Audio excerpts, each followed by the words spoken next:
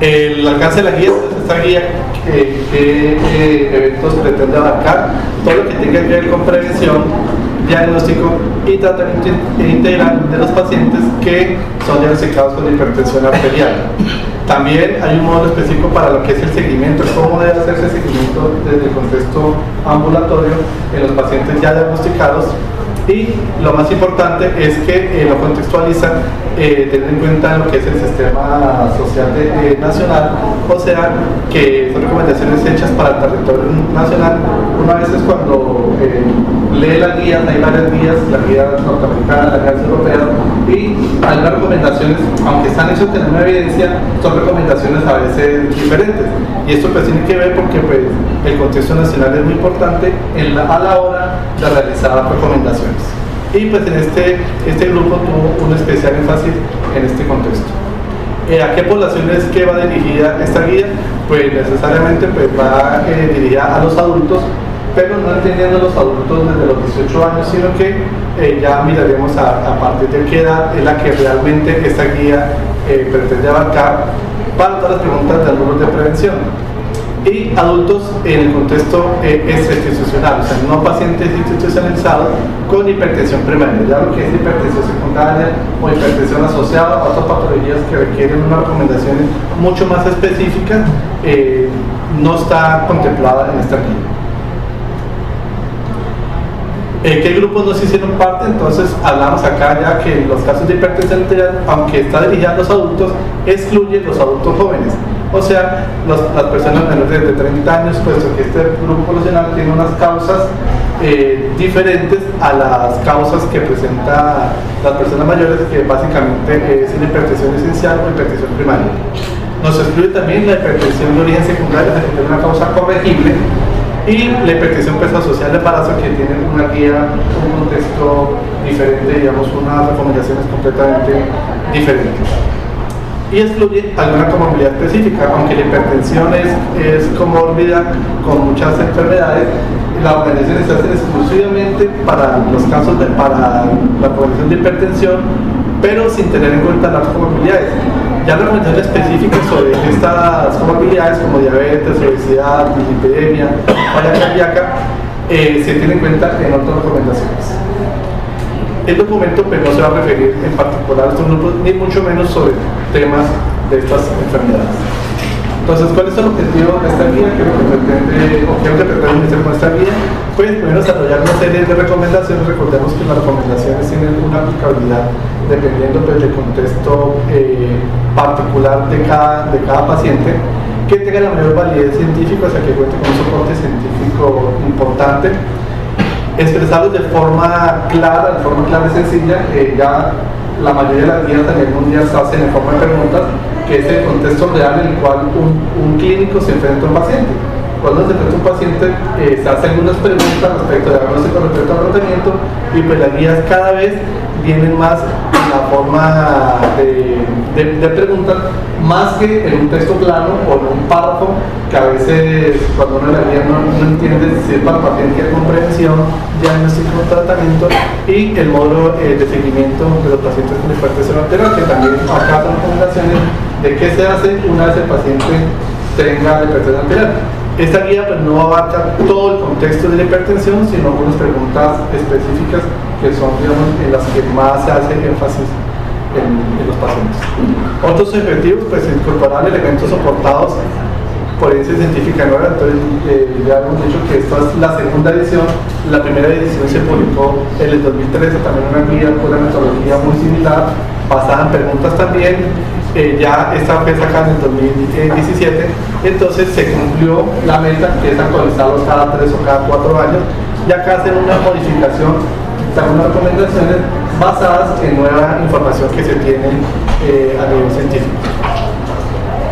Y explorar con claridad el contenido, la viabilidad e implementación de las recomendaciones, nuevamente en el contexto colombiano. Ese es otro de los bloqueos que tenemos cuando tratamos de incorporar guías de otras instituciones o otros países acá. Repito, las guías americanas y europeas tienen inclusive partes de la clasificación de hipertensión que es completamente diferente. Entonces, acá para recordar, la hipertensión la sigo manejando más como el contexto americano, en el cual hipertensión se tiene a partir de 140 milímetros de mercurio para la sistólica y 90 para la diastólica.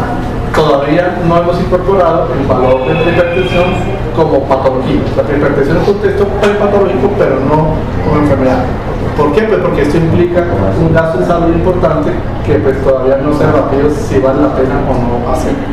Y otro elemento importante de las guías es que se tuvo en cuenta el punto de vista de los usuarios. Entonces hay un grupo de usuarios, de representantes de usuarios, que también se tuvo en cuenta a la hora de recomendar las recomendaciones.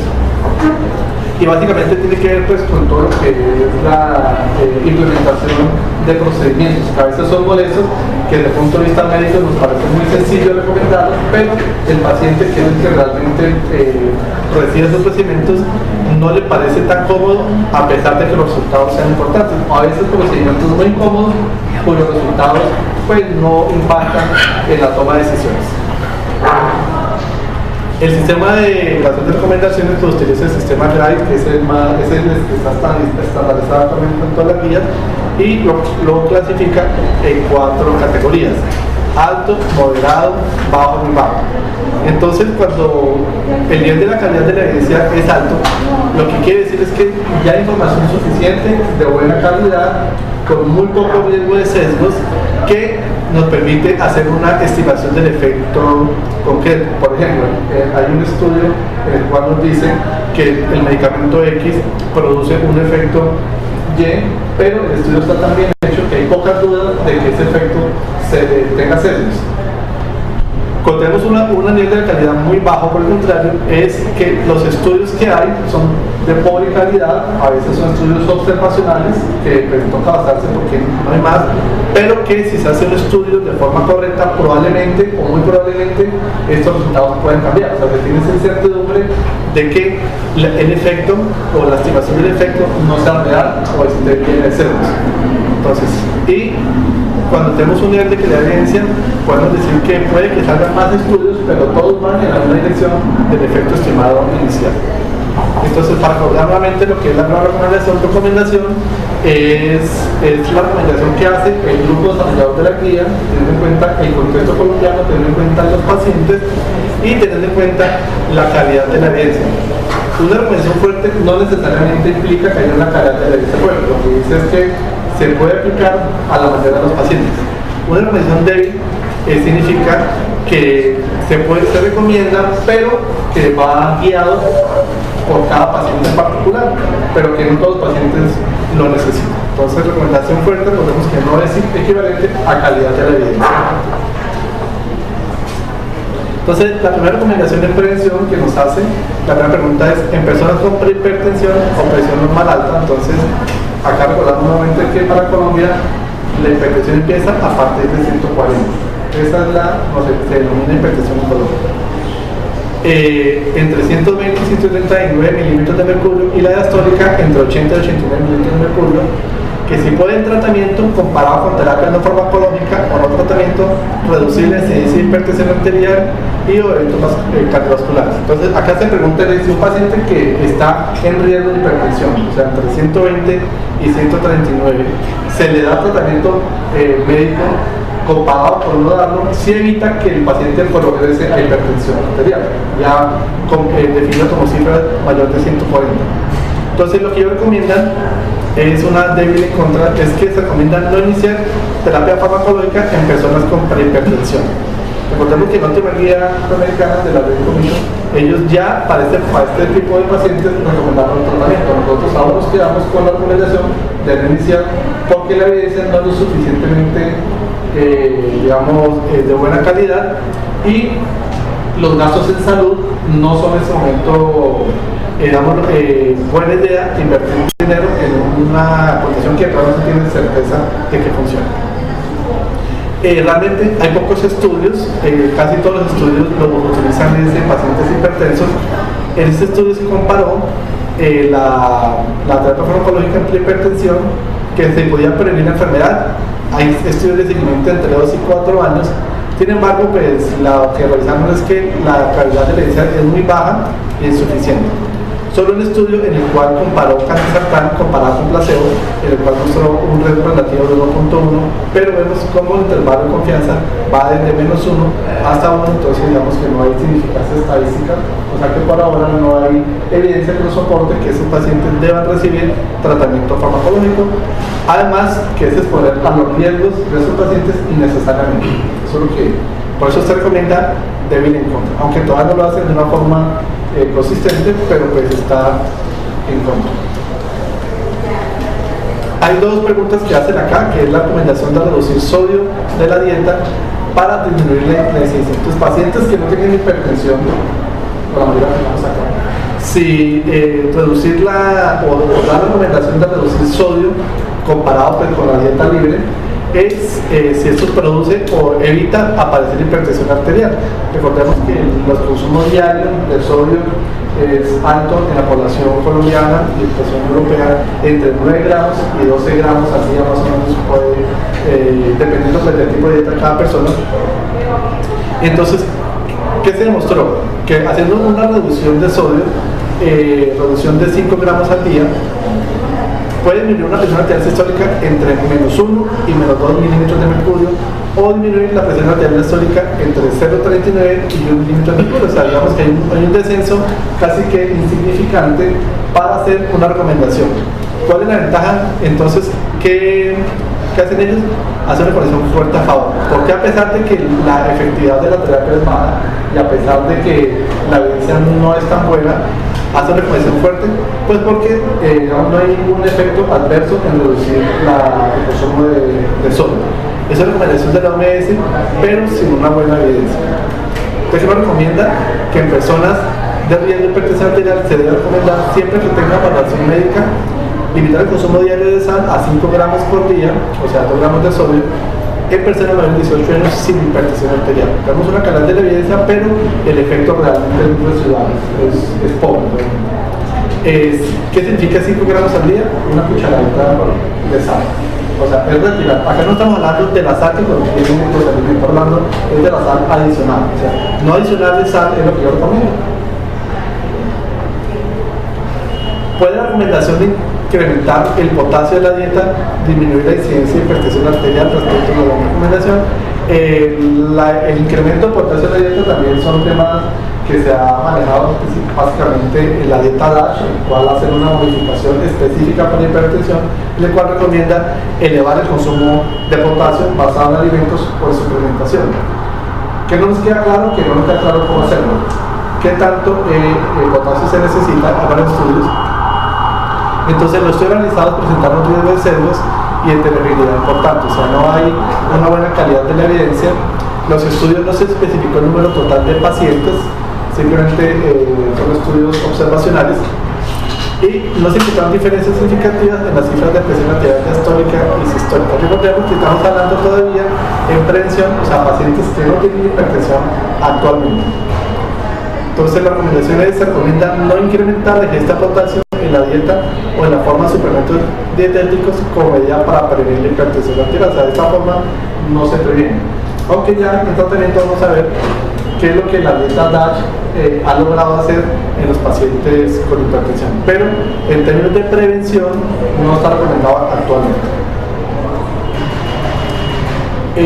Modificación del estilo de vida. Entonces la pregunta es: ¿puede la recomendación de reducir el peso corporal disminuir la incidencia de hipertensión arterial respecto a la recomendación? Entonces, a la obesidad pues siempre se le ha atribuido una condición de riesgo para las enfermedades. Una de ellas es la hipertensión arterial. Entonces sería, digamos, coherente pensar que si yo bajo mi peso puedo evitar que progrese a hipertensión siendo un paciente no hipertenso.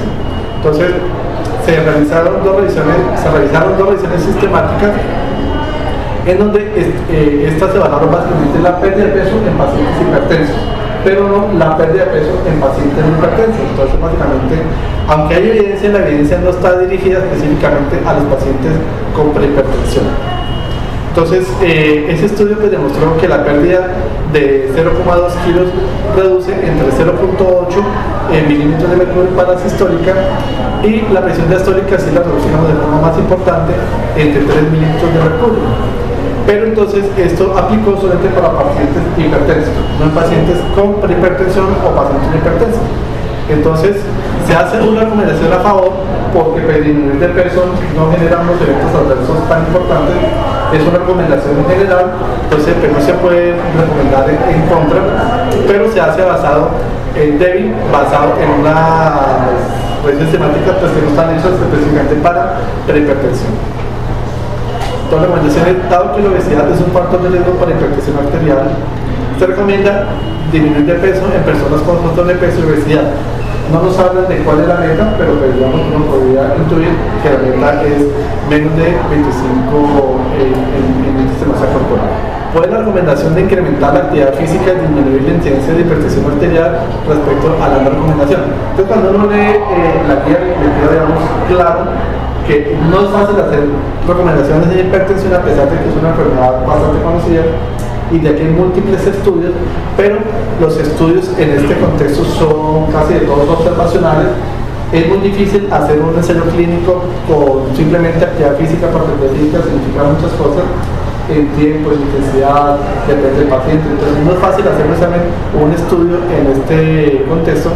Por eso las recomendaciones siempre tienen una calidad de evidencia baja, pero no porque no se ha estudiado, sino por la dificultad en hacer un seguimiento. Por ejemplo, ¿cómo vamos a hacer a un paciente que haga ejercicio? Que eso es el sedentario que se da cuenta pues, que no está haciendo ejercicio. Entonces, por eso casi la evidencia no es tan de buena calidad, aunque sí la hay. Entonces incluyeron dos revisiones sistemáticas. Ninguna de las dos evaluó el riesgo de hipertensión arterial. Normalmente hacen estudios en pacientes hipertensos, pero no en pacientes en condición de hipertensión o no hipertensos. En el ejercicio aeróbico se observó una disminución de la presión arterial diastólica, un descenso medio, promedio, desciende 2 milímetros de mercurio con un intervalo de confianza entre 3 y 1. Digamos que es bajar de peso produce un descenso muy leve de las cifras tensionales. Y en cuanto a presión arterial sistólica, disminuyó en promedio entre 4 milímetros de mercurio, pero algunas personas alcanzaron 5 milímetros de mercurio. Entonces vamos a ver que pues, para no ser una intervención farmacológica, descender 5 milímetros de mercurio termina siendo significativo. Termina usted casi que pasando de hipertensión a prehipertensión o no hipertensión. Débil, pero siempre a favor. ¿A favor por qué? Pues porque no tiene prácticamente ningún evento adverso, pues, digamos, importante. Se recomienda realizar actividad física aeróbica al menos 120 minutos a la semana con el fin de prevenir hipertensión arterial, especialmente en grupos de riesgo. Entonces ya hemos hablado en la vida pasada de cómo el ejercicio tampoco tiene una buena efectividad de lograr descender los niveles de colesterol. Y tampoco está claro si eso es si solamente es el ejercicio o si está asociado a la modificación de la dieta y al descenso de peso, o todos en conjunto logran ese tipo de resultados. Es difícil separar el efecto de cada elemento que estamos hablando.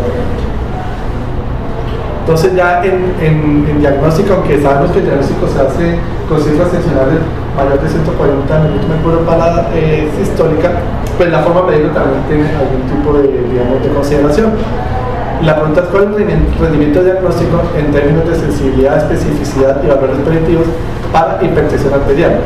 Al usar el método auscultatorio, que es el que usamos nosotros manual regularmente en los consultorios, o automatizado por intervalos variables, que es el que hacen las personas en la casa. Ya cada vez esos equipos automatizados son más precisos y tienen una confiabilidad buena, o el monitoreo arterial ambulatorio de presión arterial.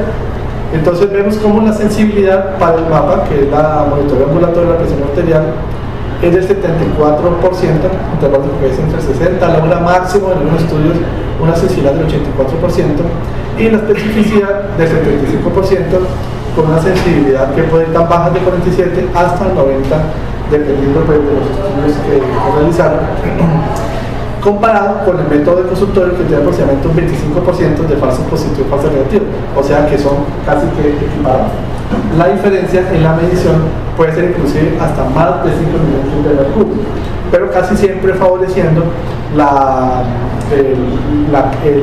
precisión hacia el mapa. O sea que este método es un poquito más impreciso, no porque la técnica no sea adecuada, sino porque las variables que determinan la modificación de la presión arterial se ven más afectadas en una sola consulta, en una sola toma, comparada con una toma permanente de 24 horas.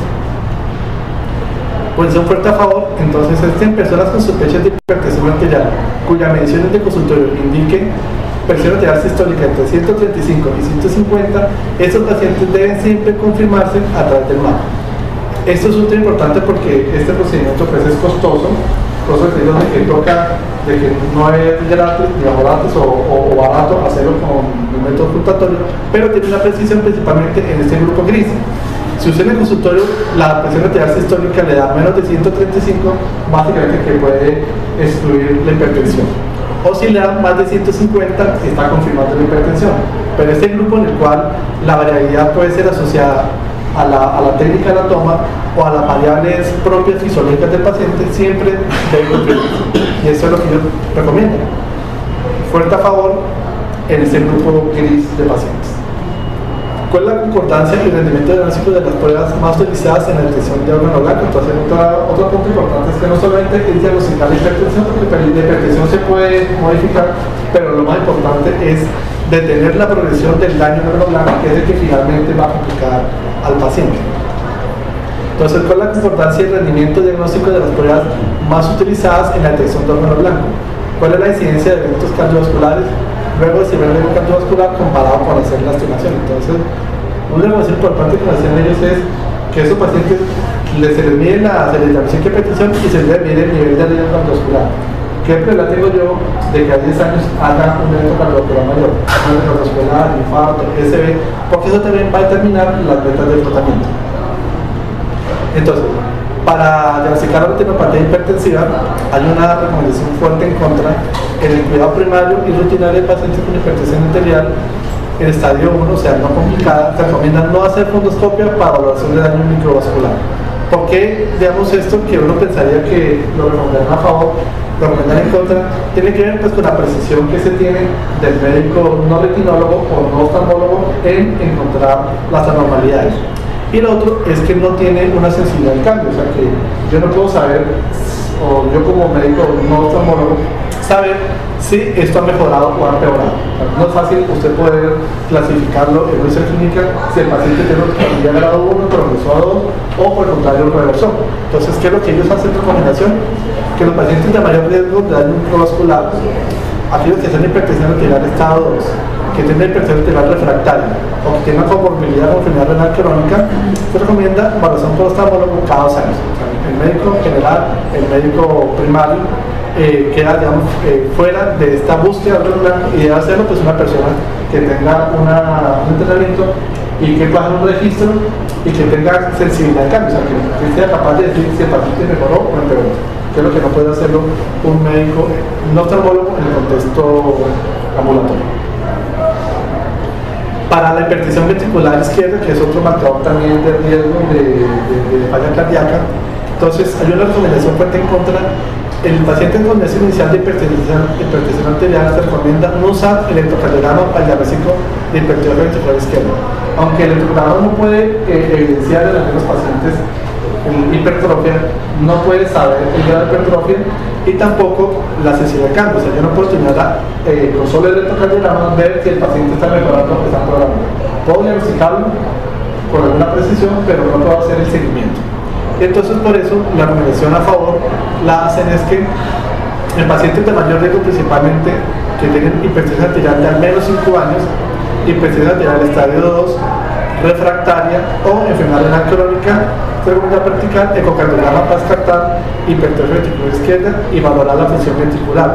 Y hacer el seguimiento entre 6 y 24 meses, pues dependiendo, digamos, de la severidad del paciente. ¿Por qué? Porque el cardiograma sí nos permite hacer de una forma exacta, medir la hipertensión ventricular. Recordemos que el cardiograma lo que mide son impulsos eléctricos, o sea, que pueden tener otra razón de hipertrofia ventricular izquierda. Pero el cardiograma nos va a medir exactamente los tamaños y nos va a evaluar el cambio, o sea, si hay una disminución o si hay un deterioro. Por eso se recomienda, a pesar de que es un gasto de salud mayor, los beneficios pues, van a ser mayores comparados con el electrocardiograma. Para el diagnóstico de la lesión macrovascular, entonces otra práctica importante que se estaba haciendo era tomar un doble carotidio de los pacientes con hipertensión en busca pues, de enfermedad aterosclerótica. Hay una recomendación débil en contra, pues por una razón, porque los pacientes asintomáticos, digamos que encontrar qué significa esa placa que está ahí no es tan fácil. Entonces, pacientes con hipertensión arterial sin síntomas de obstrucción arterial te recomiendan no realizar estudios de ultrasonido vascular en el cribado rutinario. Entonces, solamente se solicita Doppler vascular carotídeo a las personas que tengan síntomas. ¿Síntomas de qué? De AIT, básicamente son los que nos estamos, digamos, indicados para solicitar. Entonces, un resumen acá en cuanto a presión diagnóstica, entonces, la administración pues, debe hacerse en las personas que tienen riesgo de presentar hipertensión arterial, aquellas personas mayores de 35 años que tengan antecedentes familiar de hipertensión arterial, sobrepeso, sedentarismo y fumador activo. Y según las cifras de tensión arterial y consultorio, lo clasificamos en tres categorías. El que tenga menos de 135 milímetros de mercurio de la presión sistólica y menos de 85 la presión diastólica, pues paciente no es hipertenso. Aquel paciente que tenga más de 150 milímetros de mercurio de la presión arterial sistólica y más de 95 de la presión arterial diastólica es un paciente que es hipertenso. Entonces el paciente ya entra dentro de la hipertensión. Pero este paciente que está en la zona gris entre 135 y 150 para la sistólica y 85 para la diastólica debe hacer una confirmación por un método que tenga una precisión mejor, que es el MAP, que es el monitoreo ambulatorio de la presión arterial. Y ya dependiendo del resultado, pues o lo descartamos o lo confirmamos. Esa es una forma abreviada de la recomendación que estamos viendo. Ya en el contexto del tratamiento, entonces, en pacientes sin diagnóstico de hipertensión arterial, que es lo que hemos hablado previamente, con riesgo intermedio o alto de eventos cardiovasculares, ¿puede el tratamiento antihipertensivo comparado con otro tratamiento reducir la incidencia de eventos cardiovasculares? Esta pregunta es diferente a la pregunta inicial. La pregunta inicial del paciente sin hipertensión arterial, en prehipertensión, sin comorbilidades. Este es un paciente sin diagnóstico, ni siquiera en prehipertensión, pero que tenga alguna comorbilidad que nos genere un riesgo cardiovascular mayor, por ejemplo diabetes, pero que no es hipertenso. Entonces la pregunta es que si a estos pacientes darles tratamiento hipertensivo comparado con no darle, nos puede disminuir no la producción de hipertensión, sino los eventos cardiovasculares que tienen riesgo. Igual, estudios también pocos, en el cual acá se ven pacientes con diabetes mellitus, el cual el hazard ratio nos dio entre 0.8, pero vemos cómo de una confianza va desde -1 hasta 1, entonces digamos que no hay una tipificación estadística en darles tratamiento a estas personas de hipertensión. Entonces, en lo que vamos de las recomendaciones, ningún paciente que no sea hipertenso debe recibir tratamiento antihipertensivo. Eso es lo que vamos a ver. El estudio de Long, que fue en el 2016, que también es una revisión sistemática, tiene una muy buena calidad metodológica, nos demostró un riesgo, un hazard ratio de 1.2 para el desenlace compuesto de muerte cardiovascular, infarto miocardial fatal, de accidente cerebrovascular, pero igual está para confianza que va desde -1 hasta 1, entonces sin significancia estadística. Entonces, por eso la recomendación, basada en una calidad de evidencia alta, es en contra, en el cual las personas sin diagnóstico de hipertensión arterial, pero con riesgo intermedio o alto de cardiovasculares, no se recomienda iniciar medicación antihipertensiva. Entonces, en resumen, ningún paciente que no sea hipertenso debe recibir tratamiento antihipertensivo independientemente del riesgo cardiovascular o independientemente de si está en prehipertensión, como otras guías lo están diciendo. Nosotros no podemos asumir esa condición de prehipertensión como hipertensión. Que digamos que ese es el problema de cuando la guía internacional sale, que las adopta muy fácilmente sin analizar la guía propia. Esa guía nos clarifica este punto.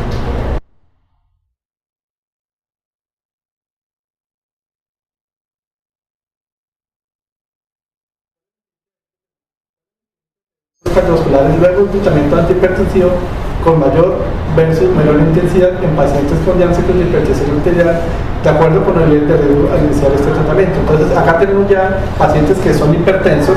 Queremos saber si el tratamiento antihipertensivo nos logra reducir los eventos cardiovasculares mayores, que es muerte cardiovascular, SB e infarto, pero comparando el tratamiento hipertensivo de mayor intensidad versus menor intensidad. Entonces, ¿cómo definimos mayor intensidad?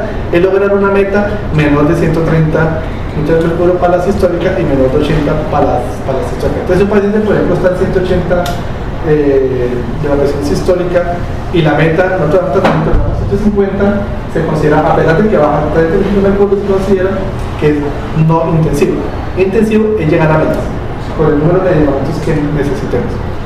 Entonces, Tomopoulos evaluó el tratamiento antihipertensivo denominado por la presión arterial sistólica menor de 130 de mercurio, con desenlaces a favor de esta intervención para disminuir la muerte cardiovascular. Mire cómo nos disminuye casi un 34% de riesgo de muerte, con intervalo de confianza favorable entre 0.5, o sea, algunos puede ser entre el 50% o entre el 13% en pacientes de muy alto riesgo. Entonces, muy alto riesgo clasificado con la escala de Framingham, modificada para Colombia, como lo hablamos en la epidemia, con tratamiento intensivo. Entonces, ¿qué recomienda? Una recomendación nueva, modificada de la 2013. En pacientes con hipertensión arterial a quien se les recurre el riesgo de alto riesgo cardiovascular de 10 años, esquema de Framingham, recomienda establecer metas más intensivas, llegar a menos de 130 sobre 80 al iniciar tratamiento antihipertensivo. Entonces, todos los pacientes que tienen presión alto riesgo, debemos llevarlo a las metas que es normotenso menos de 130, porque esto nos va a disminuir casi un 40% de mortalidad, según el estudio de Tomopoulos. ¿Cuál es el tratamiento de tensión arterial luego de al menos 3 meses de la implementación de las intervenciones de cambio en el estilo de vida? O sea, que después de... O sea, que ¿cuál es la efectividad de los cambios en el estilo de vida cuando se da por al menos 3 meses comparados por no hacer nada? El paciente hipertenso, la pregunta es si se le debe dar modificación del estilo de vida o no. Eso es lo que estamos contando acá. Entonces, acá tenemos 3 estudios. En cuanto a la reducción de la ingesta de sodio, una reducción significativa de las ondas de tensión arterial, de la presión arterial sistólica y diastólica, esto es para la diastólica, de 3.4 mililitros de mercurio, pero puede ser entre 2 y 3 a 4 y 5, y para la diastólica de 2 mililitros de mercurio. O sea, con la sola ingesta de sodio podemos bajar la sistólica en 3 mililitros de mercurio y la diastólica en 2 mililitros de mercurio. Pero un dato importante es que en este estudio el 23% de los pacientes lograban reducciones tan significativas con de al menos 10 mililitros de mercurio. Ahora, cuando vemos la tabla de cuánto logra bajar un medicamento de hipertensión, vamos a ver que esto no es una cifra especial. Aumento de la actividad física. Acá también la dificultad es poder definir qué es actividad física, qué tanta intensidad va a llegar a metas de frecuencia cardíaca, si es guiado, domiciliaria, hacer un centro deportivo. Digamos, esto no hay claridad, pero digamos que esa es la dificultad de estos estudios. Se encontró disminuciones significativas de las ondas de presión sistólica entre 3 para la sistólica y 1.8 para la diastólica, pero igual, un 30% de pacientes alcanzaron la reducción de al menos 10 mililitros de mercurio, o sea que en algunos pacientes, casi un tercio, se logran reducciones muy significativas con solo actividad física. Ahora, acá tampoco sabemos si es una intervención o todas las que logran realmente bajar la hipertensión. Reducción del alcohol. La disminución significativa de la presión arterial sistólica y diastólica, acá también entre 3 para la sistólica y 1.5 para la diastólica. Igual, en un tercio de pacientes alcanzaron casi una cifra importante de 10 mililitros de mercurio. Tampoco sabemos a qué nos referimos con disminución de alcohol. Nuestros patrones de consumo de alcohol son completamente diferentes a los de otros países. Nosotros tomamos más de forma intermitente, más fines de semana, mientras otros países, otras sociedades lo hacen más de forma permanente. Acá hablan de 1 o 2 tragos al día. Nosotros nunca logramos esa meta, por lo menos no los que trabajamos. Entonces, esta recomendación es difícil de hacer. ¿Qué significa reducción de alcohol? Si es de la intermitente o la permanente.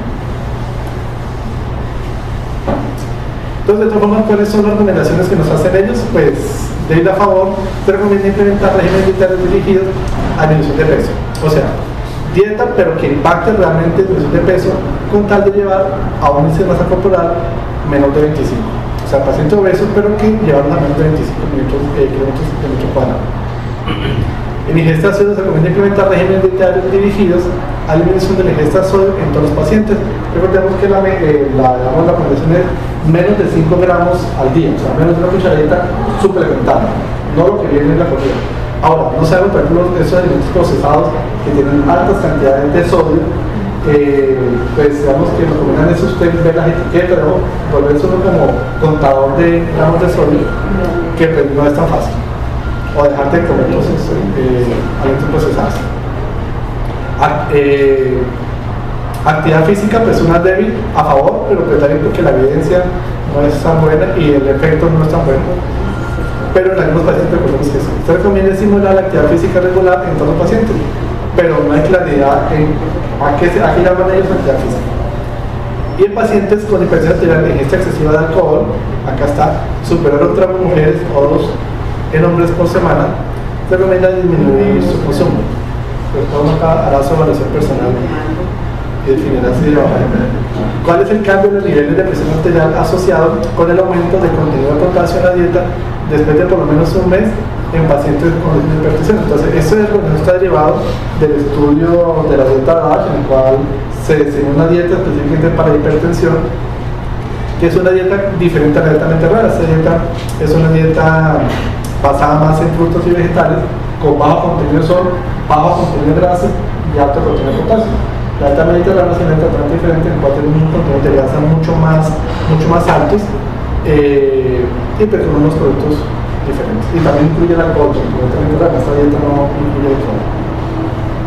Entonces, la suplementación diaria entre 30 y 200 milimoles de potasio al día logra la reducción de la presión arterial sistólica de 6.7 milímetros, un intervalo entre 9 y menos 4, y la diastólica de 4.6 milímetros de mercurio, logrando en algunas personas hasta 7. Entonces vemos cómo esta potasio logra reducciones más significativas que con el ejercicio, con el sodio y con la disminución del alcohol. Pero en unas personas las otras combinaciones logran reducciones significativas. Entonces la reducción fuerte a favor. En personas con hipertensión arterial se recomienda una dieta DASH, la que estamos hablando, con consumo diario equivalente de potasio hasta 4.7 gramos al día como parte del tratamiento antihipertensivo. Siempre y cuando no se incurre el hiperpotasio, pero tener muy en cuenta los pacientes renales que toman medicamentos asociados con la cardíaca, como clonazepam, o medicamentos que eleven el potasio como los diecas o los jaradol, en pacientes que tienen riesgo. Pero tampoco sabemos cómo suplementar 30, o sea, yo no sabía cómo decir un paciente suplemente 30, suplemente 100, 200, porque pues, no es una pastilla sino es basada en la dieta. Entonces creo que acá el apoyo creo que de nutricionista sería, digamos, lo más coherente. ¿Cuál es el cambio en la presión arterial y la incidencia de efectos secundarios luego de al menos 3 meses de tratamiento con oroterapia antihipertensiva comparado con esquemas que combinan más de un medicamento? Entonces, la preocupación principal es cuál. Si un solo medicamento logramos llegar a metas, si una vez que llegamos a la dosis máxima del paciente, debemos superar esa dosis para lograr la meta o adicionar otro medicamento, exponiendo a los pacientes a los dobles eventos adversos. Entonces, digamos que esa es la pregunta que se hace. Entonces, según la evidencia, combinar un grupo farmacológico con otro diferente es similar a la suma teórica de los efectos individuales. Mire que eso rara vez en medicina pasa. Digamos que yo el medicamento para el dolor que me baja un punto, me sana el dolor, y el otro medicamento no significa que me baje en 2 puntos, puede bajarme de forma variable o se puede potenciar. En hipertensión es una suma teórica, o sea que si me baja un medicamento en 10 milímetros de mercurio y otro medicamento me lo baja en 10, si tomo los dos, me bajan en 20. De forma, digamos, predecible. Entonces lo que ellos dicen es que la terapia combinada es más efectiva que aumentar la dosis de un solo medicamento. Si yo llegué a la dosis máxima del medicamento y no logré controlar la tensión, no debo subir la dosis sino agregar otro medicamento. Es más efectiva que dar la dosis de un solo medicamento. Siendo esto estadísticamente significativo. No se identificaron efectos antagónicos de ninguna combinación de antihipertensivos sobre la intención arterial. Únicamente el estudio on target, en el cual evaluaron IECAS y ARAS, demostraron que la combinación nos produce una mayor proporción de retiro y una mayor proporción de hipertensión, por lo cual estos medicamentos sí son los que no deben combinarse. Se puede combinar con IECA con cualquier otra familia de medicamentos, pero estos no, IECA ni ARAS. Entonces, acá tenemos las principales combinaciones. Siempre, bueno, beta-bloqueadores con IECA, beta-bloqueadores con antagonistas, beta-bloqueadores ALA2, tiazidas ALA2, pero nunca IECAs y ALA2. Vamos a decir la pregunta se hace. Entonces, por ejemplo, si el primer medicamento nos da un descenso de 7 minutos en el curvo, recordemos cómo en un grupo de pacientes con dieta logramos bajar hasta 10, o sea que no es tan especial, y con solo dieta podemos bajar hasta 3, o sea que podemos llegar casi a la mitad de un medicamento, sin dar medicamento hasta ahí. Por eso, a pesar de que parece significante, lo recomiendan de forma fuerte las actividades no farmacológicas. Entonces, el primer medicamento, por ejemplo, nos baja en 7 minutos de mercurio, y el segundo nos baja en 8. La suma, cuando dieron los dos medicamentos, logró bajar 14 minutos de mercurio, cuando la suma teórica es de 15. O sea, digamos que es muy similar, el efecto de los son efectos aditivos. No se potencian ni se antagonizan, sino que son aditivos. Entonces, por eso, ellos dicen, en vez de subir hasta la dosis, después de los más eventos adversos, suben otro medicamento que la efectividad es buena, con baja probabilidad de eventos adversos. ¿Cuál es la incidencia de eventos cardiovasculares y desenlaces clínicos asociados luego de al menos 2 años de tratamiento con distintas modalidades de hormonoterapia comparado con tratamiento de combinamiento hipertensivo? Entonces, nuevamente, la pregunta es la misma: ¿ese dar un medicamento es igual que dar 2 en términos de prevención de desenlaces importantes? Que en última, lo que uno pretende con control de presión arterial son los desenlaces: SBs, infartos, enfermedad crónica. Entonces, la utilización de antihipertensivos en monoterapia en pacientes con una promedio de presión arterial menor a 160 minutos de mercurio, la sistólica y la diastólica es 90, y la terapia combinada en pacientes con la presión arterial mayor se asocia a una disminución del riesgo de enfermedad coronaria y enfermedad cerebrovascular, con excepción de un probable efecto mayor de los antagonistas en la presencia de la enfermedad cerebrovascular. No existen diferencias de beneficio obtenido en los diferentes tipos de antihipertensión. Entonces, si queremos disminuir un evento cardiovascular de desastre clínico en monoterapia, únicamente los pacientes que tengan una tensión arterial más baja, menos de 160, pero la combinada es aquellos pacientes que tienen tensión arterial más de 160 o pacientes que tengan alto riesgo. Digamos que las combinan en pacientes hipertensos sin comorbilidades, cualquier medicamento es igual. No hay una superioridad de un medicamento frente al otro, está basado en las preferencias del paciente, en las preferencias del médico y en el perfil de eventos adversos de los medicamentos. Entonces, en términos de enfermedad coronaria y enfermedad cardiovascular, la utilización de antihipertensivos en monoterapia en pacientes con un promedio de tensión arterial menor a 160 y terapia combinada en pacientes con tensión arterial media mayor de 160, lo que decíamos previamente. Si usted tiene un paciente que ya de entrada tiene 160 minutos de mercurio, es mejor empezar con 2 medicamentos que empezar con uno y evaluamos esto. Si el paciente le llega en 180, por ejemplo, y vemos acá que el promedio de descenso es de 7, pues no medicamento jamás llegará a una media. Por eso debe empezar siempre con 2 medicamentos. Para la falla cardíaca, todas las clases de antihipertensión utilizadas en monoterapia en combinación reducen de forma similar el riesgo de desarrollo de falla cardíaca. Entonces, lo que dice acá es que lo que evita la falla cardíaca es el control de hipertensión más no el tipo de medicamento. Este es digamos una gráfica en la cual tiene 2 partes. Acá tenemos una gráfica de línea en la cual nos muestra acá cuál es la incidencia de la disminución de los eventos cardiovasculares mayores en la medida en que la proporción de hipertensión se vaya disminuyendo, estratificado por edad. Entonces, en todos los grupos de pacientes de edad, si usted logra, entre más logre descender la presión arterial, acá por ejemplo lograron, a un descenso de 30 mercurio, lograron disminuir casi un 70% en los eventos cardiovasculares. ¿En qué personas tienen mayor beneficio? Pues las personas de menor edad, ¿no? Las personas de mayor edad, entre 70 y 79, la disminución de stroke, aunque se logró una disminución importante, el que tiene más beneficio son las personas más jóvenes. Igual para enfermedad cardiovascular, las personas más jóvenes con hipertensión que logran control de tensión arterial más intensa llegan a un beneficio mucho mayor. Y esta imagen que está acá abajo, que es la que nos dice cuál es el porcentaje o qué tanto se puede descender la hipertensión arterial con un solo medicamento o con 3 medicamentos a la mitad de la dosis. Entonces, si usted empieza con 120, pues el descenso de la tensión va a ser muy poco, cerca de unos 5 minutos. Pero si usted tiene una hipertensión arterial de 180, con un solo medicamento puede lograr inclusive descensos hasta 10 o hasta 12 o 14. Pero este mismo paciente de 180, con 2 medicamentos, vea, con 3 medicamentos, como usted triplica el efecto del antihipertensivo. Entonces, en pacientes que tengan mayor hipertensión, pues deben iniciar la hipertensión combinada de entrada, porque va a lograr llegar a la meta más rápidamente y no va a perder 3 meses, 4 meses que la hipertensión va haciendo efecto. Y entre más control tenga y menos edad tenga, pues el beneficio es mayor, aunque el beneficio siempre va a ser importante. Tenemos el ejemplo del paciente con 80 años, va a lograr un descenso casi del 50% de probabilidad, que no es necesario. ¿Cuál es la incidencia de eventos cardiovasculares y desenlaces clínicos asociados luego de al menos 2 años de tratamiento con distintas modalidades de monoterapia comparada con tratamiento antihipertensivo que con los medicamentos? Pues estas ya son las recomendaciones en cuanto a toda la función renal. Se recomienda en el momento del diagnóstico en pacientes con cierta tensión arterial mayor o igual a 160 o tensión arterial mayor o igual a 100, consideran el inicio del tratamiento con combinación. La justificación está aquí. Pero ver la combinación y ECARA-2, que es la que se combina de ninguna forma, en otras combinaciones no hay ningún problema, no tiene ninguna preferencia.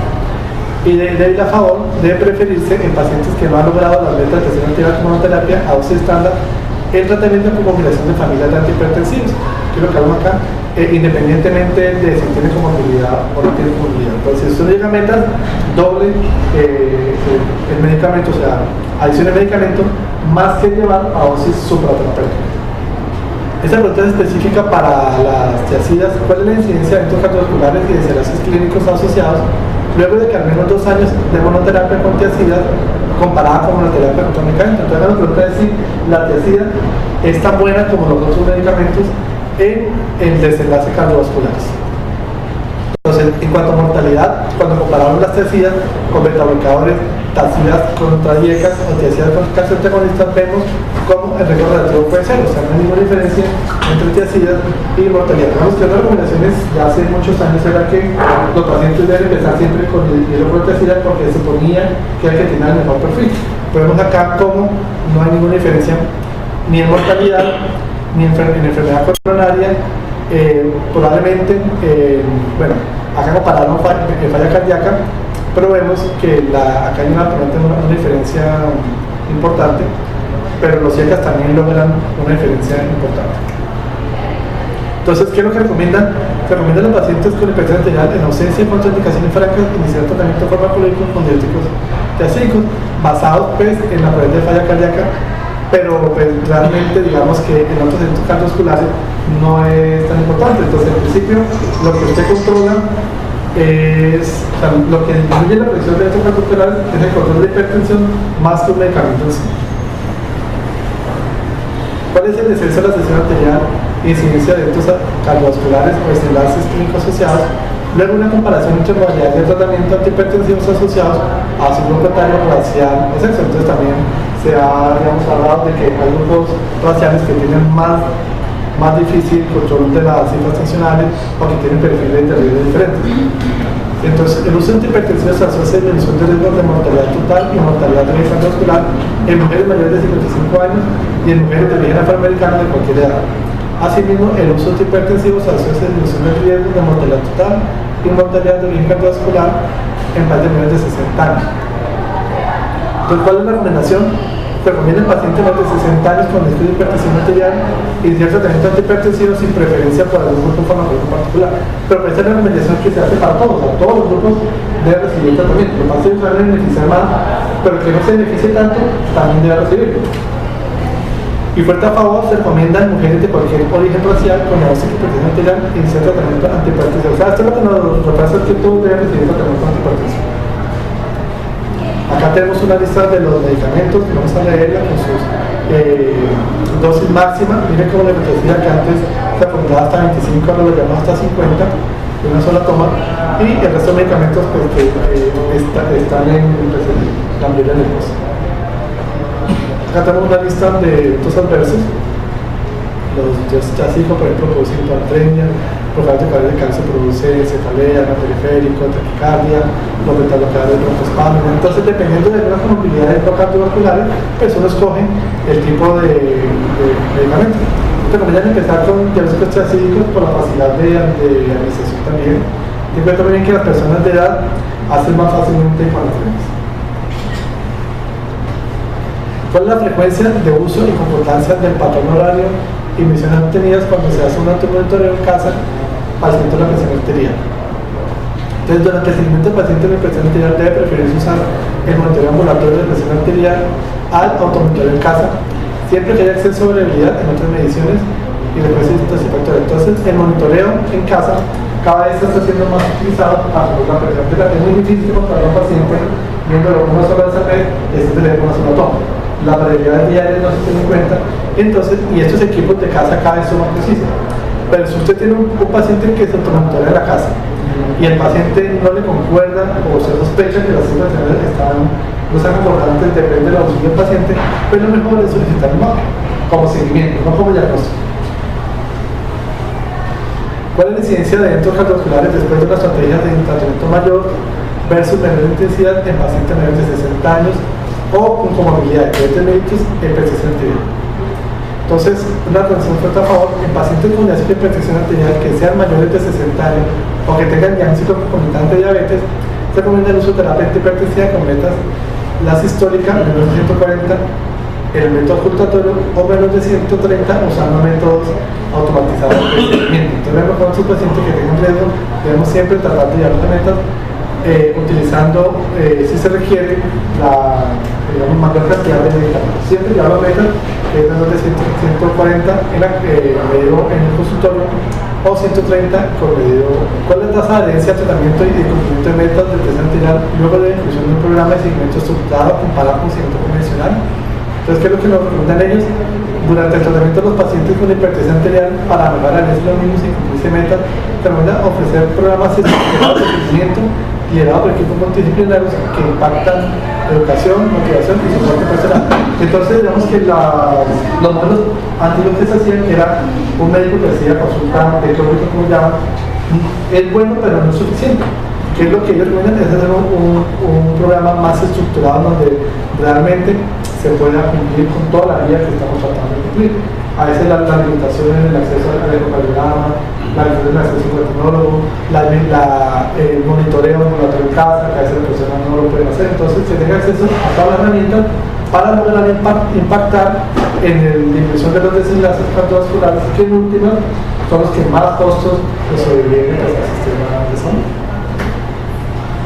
Acá tenemos un resumen, pues, un flujograma en el cual, pues, una vez el paciente esté con hipertensión, pues debe someterse a modificación de su vida, que significa que incrementar la actividad regular, aumentar el potasio, bajar el peso, disminuir el sodio y consumo de alcohol. Son recomendaciones básicamente tradicionales que ya hemos hablado siempre, pero que a veces se nos hace difícil cumplirlas o a veces recomendarlas. Si el paciente tiene entre 140 y 160 mililitros de mercurio y no tiene factores de riesgo, se empieza con un solo medicamento. Pero si el paciente tiene de entrada cifras tensionales altas, 160 para la sistólica y 100 para la diastólica, o según la diafragmática tiene un riesgo mayor a 10 años, se debe empezar con 2 medicamentos, pero sin combinación de IECAS de la 2.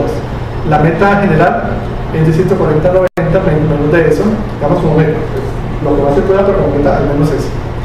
Y pacientes que tengan una riesgo cardiovascular muy alto, más de 20%, más de 60 años o diabetes, se prefiere usar metas más bajas como meta 130-80, pero ahora lo más bajos. Bueno, muchas gracias.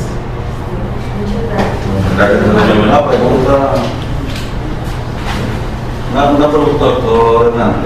La hipertensión arterial sistólica, que a veces es aislada, ¿cuál debe ser el tratamiento? Igual, independientemente de que la diastólica esté, digamos, el enfoque es el mismo para el paciente que debe aislada o sistólica de sol. No hay ninguna diferencia en eso. Las metas son mismas y